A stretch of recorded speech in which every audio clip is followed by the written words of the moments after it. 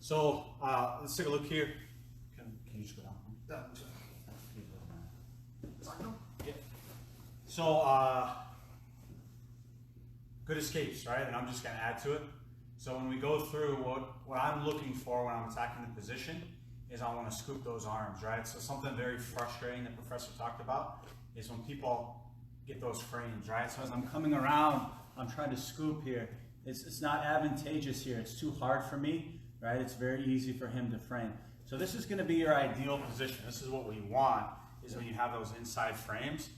But, you know, as we all know, it's not the easiest thing to get to, right? So probably the most common situation is going to be where I expose one of the arms, right? So I create this one arm in, one arm out situation. And so what we need to be aware of here is where I can start to isolate this elbow, right? We've gone over the Kimura trap series before, but from here, right, there's a couple different ways. We're not going to go into that right now, but I'm folding him up onto his side and I'm controlling. So I have that, you know, famous dorsal fin Kimura going on here. Shout out to Downer that I want to control. So I got to keep that elbow down. So just adding on to that position where we have the one in, one out, and then the doubles, right? So very common when I'm going for that Kimura position, right? So either or, doesn't matter. I'm scooping the elbow, right? Posting, chopping, folding. Sometimes he resists correctly by bringing the elbow down, right? If I don't have the other arm scooped, I'm gonna lose it, right? I gotta go to something else. However, if I have both arms scooped here, right, I can kind of play him against himself. So maybe I want the left side, so I'm gonna fake the right side to get him to go down because he has to recognize, and he gives me that left side right away. So from that position,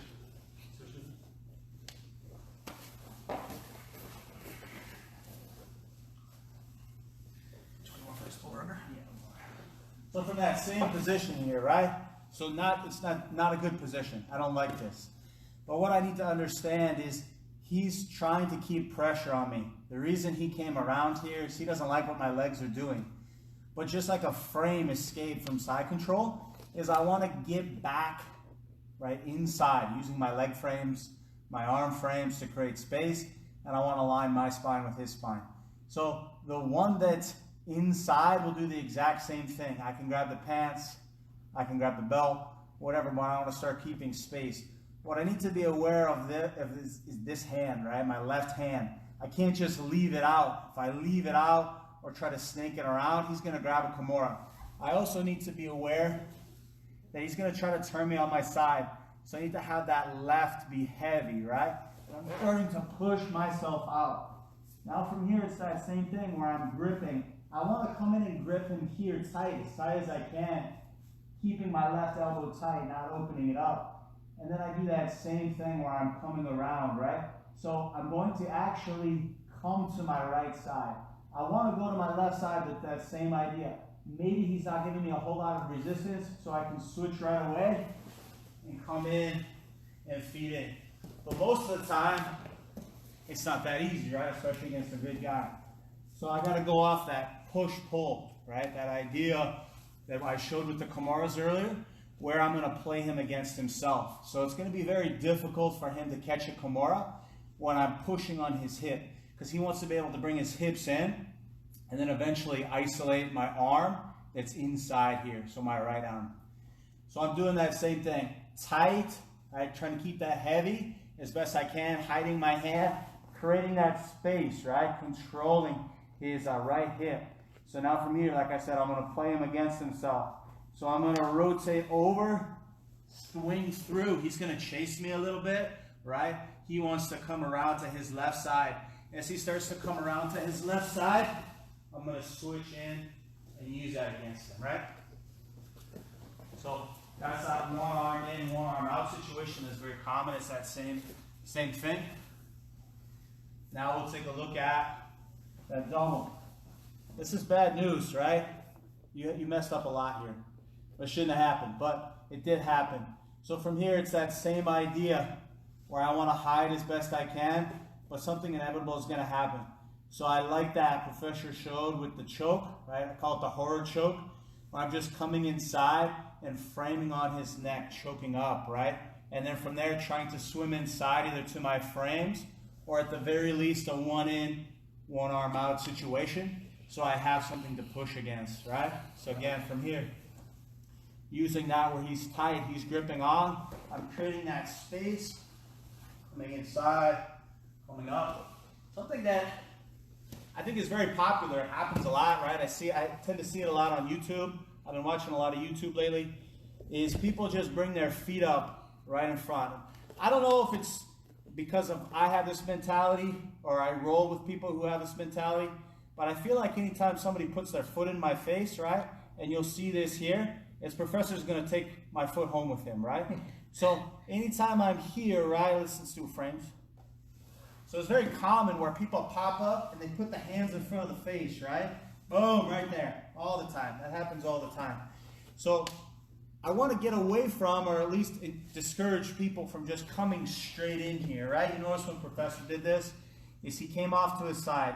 So yes, he threw that scissor guard in, but it was as he's coming around off to the side, and I'm hiding my feet here. It's very hard for him to do any type of foot lock in this situation. And then we get into there where I'm building my leg frames. My right leg, I can swim it back inside here, or swim it over top, either or, pushing on, while I create my arm frames, creating that space, and aligning ourselves. Awesome. How we doing, Shehan? I know there's one more that people do. I don't do them because I'm not a yoga master. But there's the one where the people, they do the backflip and they take your back. Oh, yeah. That's crazy. I don't know.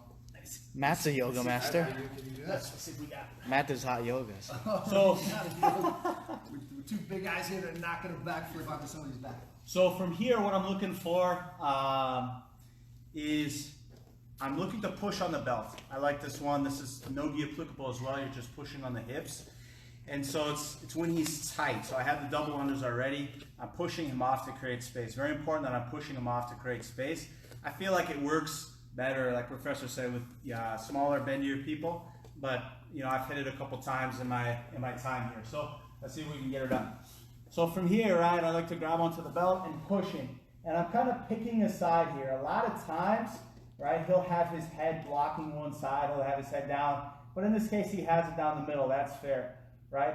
So from here, all I'm doing is I'm switching my head to the side and I'm snaking my leg back through, right? And from here, I'm gonna pop out, throw my hooks in. Anytime I throw my hooks in, I don't like to be in this position, so I automatically throw at least one underhook, right? So I can have that good backpack position. Again, all I'm doing is I'm just isolating one side. So I push back, I kind of pick a side. So I'm gonna go to my right side. And I do that same thing where instead of bringing my knee in, right, I'm going to take advantage of the space between his knee and his elbow that I just created. And I'm going to swing my foot in, hook inside, come up over top, hook my other one inside, and then come back up.